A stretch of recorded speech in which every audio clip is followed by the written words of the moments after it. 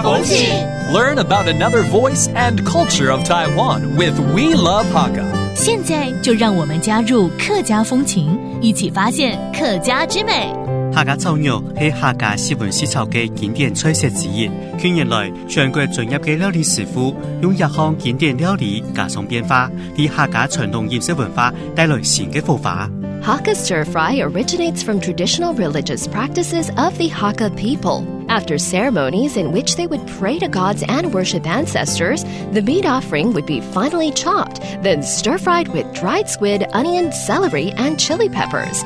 After which, finally, soy sauce and rice wine are added to the dish. The Hakka Affairs Council is hosting the finals of the National Hakka Stir Fry Competition, broadcast by The Cooking Show.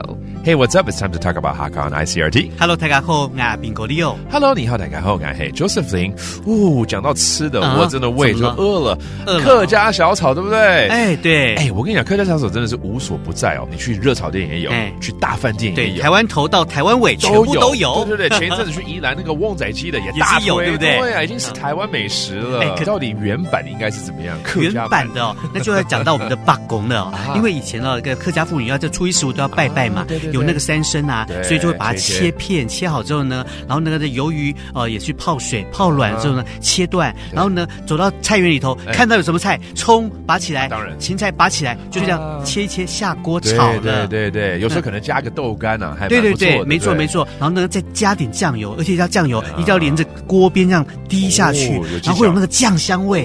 哦，那多好吃啊！哎呦，Leo厲害的啦！